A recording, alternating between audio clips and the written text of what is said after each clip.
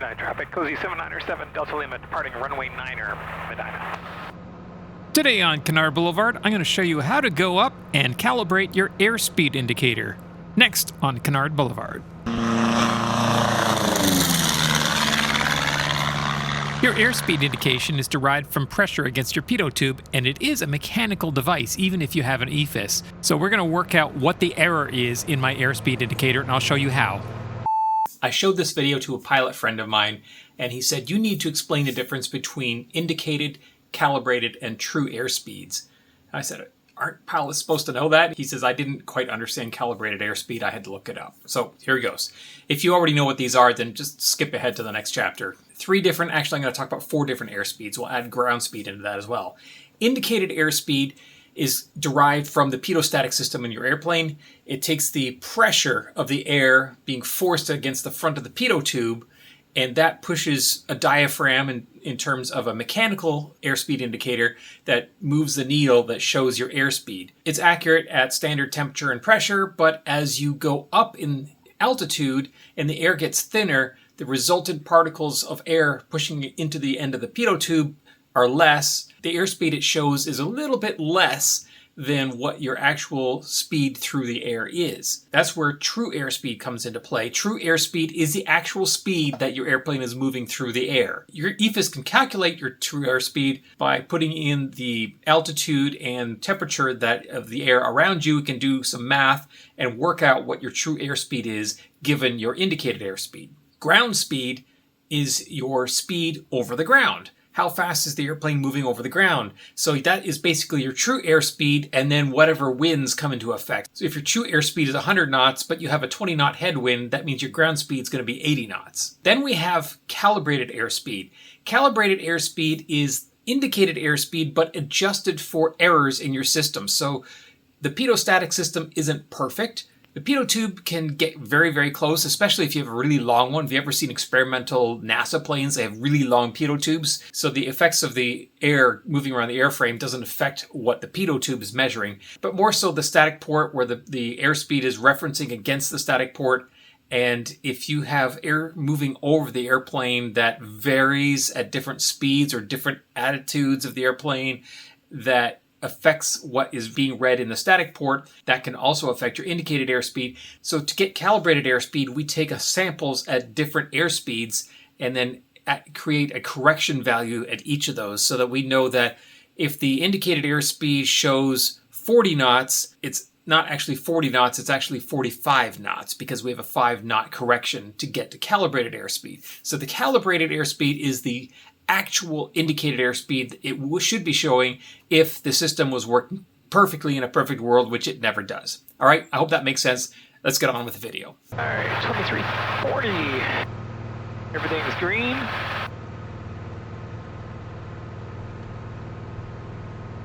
Airspeed's alive. And we got 40.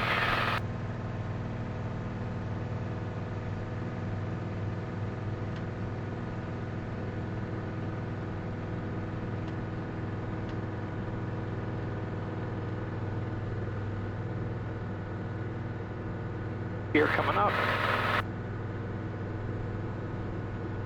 Pitch for VX. There's VX seen. So let's climb up a little ways and get away from everyone so that we can do this process. All right, so I mentioned that I had done a calibration run on my airspeed when I had the new pitot tube installed. So I'm going to go through that process right now because I had a few people ask me exactly how you go about doing that. And I may actually have to go a little bit higher because I need more stable air than this. You want a very calm day, and the first thing you would need to do is set up your altimeter to show pressure altitude. And the way you do that is set your Colesman window to 2992 instead of whatever the barometer setting is. By the way, I've also had people ask me why my microphone in the airplane is so loud and picks up so much engine noise, and the answer is it doesn't. I actually have a separate microphone in the airplane that is just picking up cockpit noise, because I hate when YouTubers have their airplane videos and it's dead silent except for their microphone. I like to hear what the engine is doing, what the airplane's doing, and so I can actually change that. If I want no engine, I can turn it off. Then I can have the radio going. And if I want engine noise, then I can bring that back up in the background as well, and I can also adjust how loud I want it. So it's a conscious choice on my part.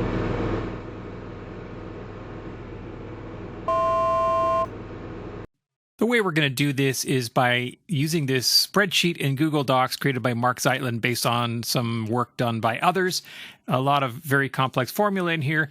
This is a template. I will put a link to this in the description below so that you can access this. You can't modify this because this is a template. You can see it's a view only. So the first thing we're going to want to do is make sure we are logged into a Google account, and then we're going to say make a copy. And we can call this whatever we want. It's going to be called a copy of, and we put it on my drive, wherever. So now we have my copy of this, and you can see it has the information on how to do this test. We're going to go in here, and we have a whole series of tests that we're going to run at different airspeeds. So I would say we're going to start for my airplane, we'll start at 70 knots, and then the next one will be 80 knots, and then the next one will be 90 knots, and so on. And for this, I like to do cardinal points. So if we do 0 and then 90 and then 180 and oops, and then 270. So that's how I'm going to do it. And the reason I'm doing the exact cardinal points is because I have a Autopilot that has track mode. So I can dial it in and tell the airplane to go exactly track that, and it will do it. Now, if you don't have an Autopilot that does that, what you can do is put your heading at 0, and then on your GPS, look and see what it's actually tracking over the ground. If I'm pointing due north, my DG is showing due north. However, because there's winds up there, it's actually tracking at 5 degrees, then I would put 5 degrees in there, and so on for all these different. So you can do it either way. It'll calculate and work either way, but this is just the way I did it because my Autopilot has the ability to do that track. The other thing we're going to want to do is put our pressure altitude, so whatever pressure altitude that we had set for it. And remember, pressure altitude means that your altimeter is set to 29.92, and then you pick an altitude where you have nice stable air. We want to know what the outside air temperature is in degrees Celsius. And then what we're going to do is we're going to steer all of these and get exactly 70 knots indicated on our airspeed indicator, and then record on the GPS what it's showing over the ground. For this one, we're going, we show 71 knots over the ground, and our true airspeed, which is whatever the EFIS is telling us, might be 85. So that's what we would do for this one, and we would do it for each of these 4 points, and then we do it again for 80 knots and so on, up to whatever speed you can get to. And if you don't have your EFIS task, you could do your calculation of your true airspeed the old-fashioned way and just write down the numbers and do the calculations later. It's nice having it read right off the EFIS, but if you don't have that, then you'll have to calculate that by hand. Okay, so I am now at 7,500 feet pressure altitude, and what I'm going to do is set up the Autopilot for track mode rather than heading mode, which will take winds out of the equation for what I'm about to do. And I'm going to go start by turning north, and then I will stabilize at my slowest speed, which I'm going to set up as 70 knots. So let's turn us north, tracking north. Now, I would have a piece of paper and write this down, but I've got this recording. I'll go on this recording and just listen to myself doing what I'm doing right now, and I'll read everything out as I'm doing it. Alternatively, if your EFIS stores flight data on SD cards or otherwise records flight data that you can download, you can put that data into FlySto, and then after the fact, you can look at FlySto and you can get all the numbers out of that. You can see here I'm doing 80 knots here, and then I'm going to turn to east because I was just doing north, and you can see I have the true airspeed and the ground speed right there for me. So I just wait until I turn east, wait until I see 80 knots here, and then read out what the true airspeed and the ground speed are, and I have my OAT right here as well. And this is an alternative if you don't want to write it down on paper. And 80 knots, we're at 86 ground, 91 true, 7 OAT.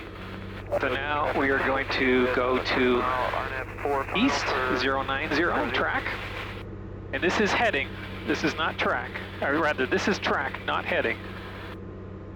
So the autopilot is steering me in whatever direction it requires in order to track me on the actual course over the ground, regardless of whatever the wind is doing.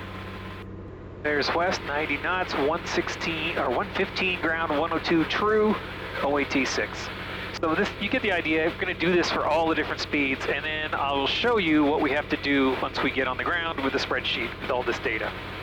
Actually, I won't have to do that because I've already showed you all that. I was just testing. I was having problems yesterday with flight plans transferring from my GTN 650 to the iPad. It would work the other way. I could get a flight plane in here and send it up to the 650, and that worked perfectly fine. But normally when I would update things on the 650, it would automatically update the iPad, but that wasn't working. And when I tried to force it to update, it just kept saying that the flight plan was empty in the GTN 650, which is not true. So something was broken on the Garmin Pilot, and I did some research when I got home last night, and I found other people having the same problem. So I opened a ticket with Garmin Pilot, and I said, hey, this is broken. And I got an email back from them today saying, hey, we've just released a update to Garmin Pilot, a hot fix to fix this problem, and download it and try it out. So I did, installed it, and it is now working. So good on Garmin. That's a pretty quick response to, well, I guess is a fairly major bug, but it's nice to see that they have fixed that already. Because it was really annoying not having that working. Something else I just hooked up that's really cool. I have a stereo audio panel, and it has 3D audio. So if I open up my radio here, you'll notice it's just in the middle in both ears. But if I listen to Lorain County Regional Airport, Lorain, Elyria, Ohio, automated weather observation 2307 Zulu, wind 05. You'll notice that when I had both radios going, I had approach in the left ear and the ADIS was in the right ear, so you can make out easier what each is saying. And then when you turn off and you only have one radio playing, then it moves them back to equally to one ear, like this. Density altitude 1,400. So that's kind of a neat feature that I really like. So now that I do have this new Autopilot control panel in there, I thought I'd go up and just practice with it, entering and following fixes and doing some vertical navigation, and followed that up with just a simple RNAV approach that I did not use the Autopilot for. I just did a hand-fly RNAV practice approach into runway 9er at Medina. And I was quite happy with that approach. I flew it very, very accurately, probably just as well as the Autopilot would have. The one thing that is a little bit of a challenge doing approaches in this airplane is that in order to stay on the glide path on the way in, you end up flying a little bit faster than you would like to, which then leaves you a little bit more speed than you'd like to, and as a result you tend to float a little bit more than you would like to, which you can see what was happening right here. But it got it down and stopped okay. All right, so now you see I've got all my numbers in here. I started at 70 knots and I went up to 150 knots indicated, which is the highest speed that I could get at that altitude. Remember, my true airspeed is quite a bit higher. You can see my true airspeed was actually close to 170 at 6,500 feet. Each of these speeds, so at 70 knots going due north, I was actually doing 76 knots over the ground, and my true airspeed, as shown by the EFIS, was 80 knots. And you can see it was 9 degrees Celsius at 7,500 feet. So I've entered these in for every 10 knots, 70 knots, 80 knots, 90 knots, all the way up to 150. And now that we have all that information entered into the spreadsheet, we can click over here to the graph, and it will show us exactly what our error is. So you can see over here we have our error, and this is from -2 knots to +8 knots. Over here we have our calibrated airspeed. We have two lines on here. This is our airspeed compared to calibrated airspeed. So this is our error. So at 150 knots, my calibrated airspeed is actually 1.3 knots slower. When I'm indicating 150 knots indicated on my airspeed indicator, I'm actually traveling at 148.7. Similarly, down here at the other end at 70 knots, I have a plus 5.6 error. So that means when I am flying indicated 70 knots, I'm actually flying 75.6 knots in reality because there's an error in here. And you can see my error is actually fairly linear, which is very, very good. That means the pitot-static system on my airplane is in pretty decent shape. I don't know why I have this outlier here. It went a little bit blip up there. That might be just an error that I took. Maybe I had a gust of air or I did something wrong there. But for the most part, this is all very linear. And it tells me what my calibrated airspeed is. And why do I want to know this? Because if I stall at 65, I can see my error here is actually 6 point something. So that means that if I'm at indicating 65 knots, I'm actually doing closer to 71 knots. So that means even at 65 knots, I'm nowhere near stall. I'd have to go quite a bit slower in order to get to stall. In fact, if we follow this line down here to 63, I actually should be getting close to 55 knots indicated before I actually stall, which is should be at about 63 knots depending on weight. So this gives you that kind of information to tell you exactly what your airplane is doing so you can compare those numbers to what your book says it should be doing. And you really want to see a nice smooth line like this. You don't want to see it jumping up and down. If it was going up like this and then it suddenly like curved way up, then I know I have a significant issue with my pitot-static system. Maybe the placement of the pitot tube, or more importantly, the static port. Maybe there's something impinging on the static port that's causing that problems. Now, how can we get this more flat so that it's all close to zero error? The easiest way to do that is by modifying either the position of the static port or maybe adding a little bit of a bump or something right in front or behind the static port or next to the static port to influence the pressure as you fly at lower airspeeds. In my case, it might be because as I slow down, the angle of attack goes up and maybe the Canard has more effect on the static port because the static port is fairly close to the Canard. So it might be that's causing that. So I might be able to fix that by relocating the static port or putting some little lumps around the static port to adjust the pressure that it sees at lower airspeeds. That means I might be able to get that red line closer to flat here, which means your calibrated airspeed and indicated airspeed are the same with no error.